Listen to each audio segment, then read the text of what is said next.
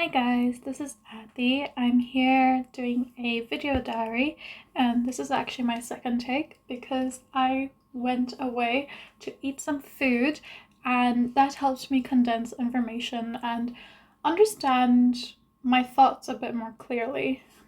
I've taken up video diaries because I don't really read my diary entries that much, my pages and pages of writing.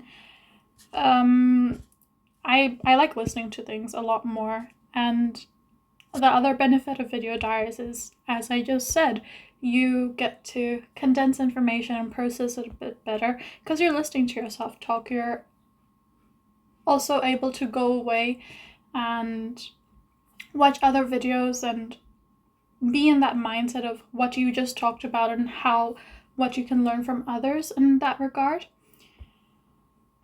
That entire video I was talking about feeling I was talking about getting out of a slump, and after 2 to 3 years of being in it, and only now I've gotten out of it, and how I've been using optimism and happiness and joy, bringing that into my life, into my routines, and having more fun to have an easier time at shifting, be kinder to myself. I was talking about that, and I realized as I speak and as I think about all these things, I feel but I feel alone and confused about what I'm experiencing. Kind of like there's something wrong with me. It wasn't until I walked away and watched a video from someone who is having a difficult time with transitioning into adulthood that I realized all these, so many worries we have, whether it be that we're insecure about how we talk, or we're insecure about how we're in this slump. We're scared about adulthood and growing up. They are such universal worries, but for some reason, I don't know if other people do, but I never realized that. I never really. Well, I guess that's why it's good to talk about your worries with your friends, but half the time we're joking around. But it's so interesting. Now I look back and I think, because another reason I wanted to do a video diary is because I want to get better at talking. I feel like I ramble quite a bit, and I take long pauses. Sometimes I mumble when I don't think I'm mumbling. Like, I really think I'm talking loud, but apparently not.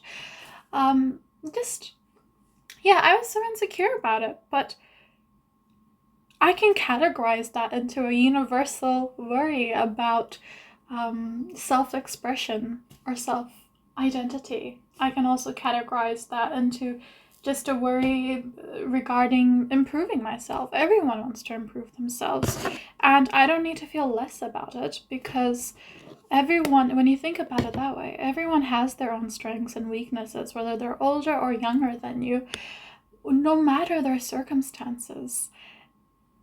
You realize that you really aren't less than anyone just because you can't talk as well as them, or because you're not going to university as they are, or because you don't have a job like they do.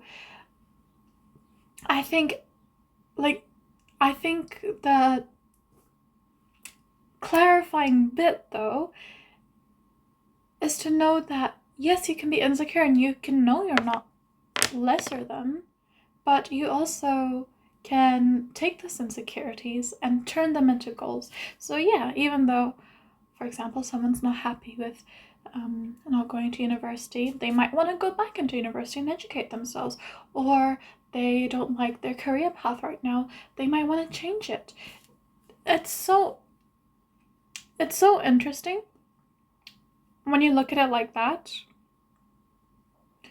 Because sometimes you forget as you're walking around and interacting with people, you see their beauty.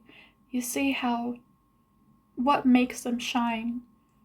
And it makes you feel like your own light has been dimmed, like you're not going to be accepted or be loved or be worthwhile, be successful, be able to achieve your dreams unless you are like them. But that's so not true. It's not true at all, because as you are going on and achieving your goals, there are so many ways that you can do it. For example, people from so many different backgrounds have opened up businesses, especially in the internet age. It's transformed so much. Like, we're always getting new opportunities, new avenues, and if we put in that hard work and effort to figure out how to make it work, we really just might. And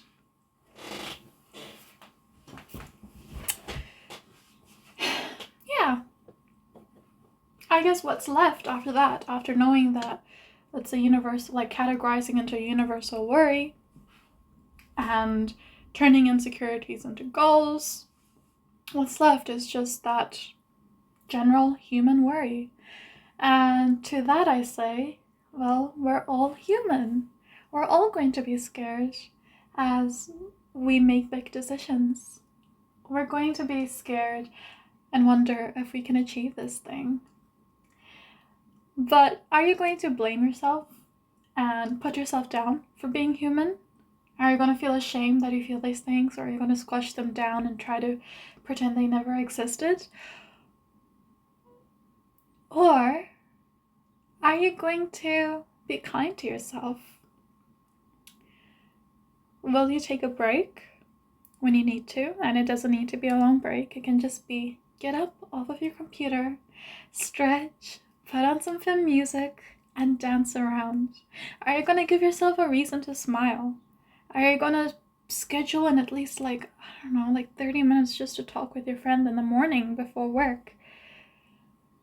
What can you do to make things feel less serious, to remind yourself that things can be fun? Because as you have fun, your perspective will expand. It's like an actual thing, by the way. When we are stressed, we are less creative, we are more impulsive, so it's harder for us to solve problems more level-headedly, solve problems creatively. And you need to be able to do that as you're navigating through life. So have fun. Enjoy yourself. Oh right, I was supposed to be drawing. What the heck? Whoopsie. I mean, no, this is not my drawing, my coloring. Oh, whatever. Anyways.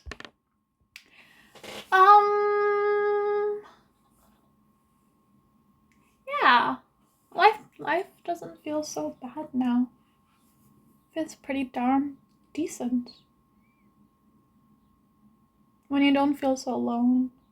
When you know how to work things into your goals.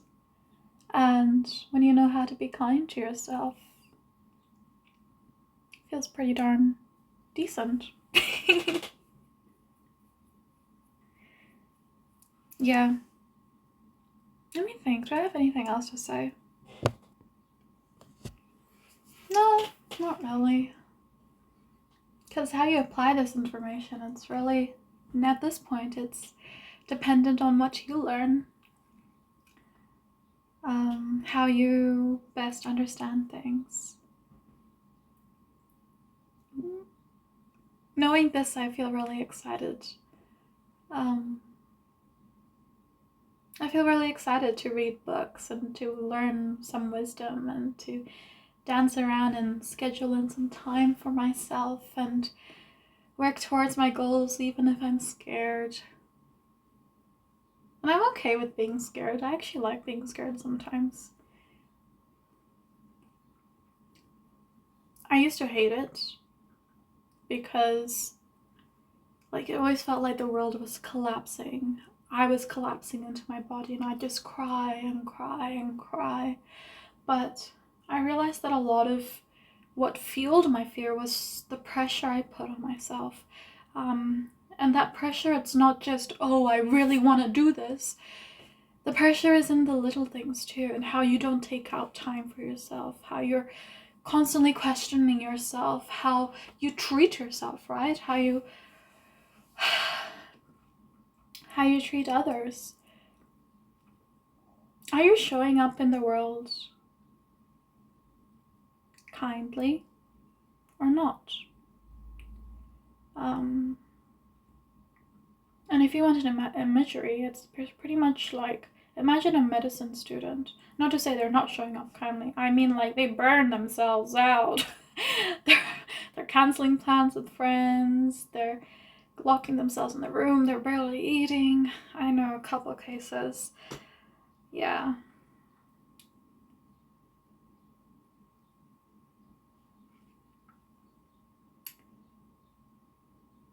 Okay. Anyways, bye.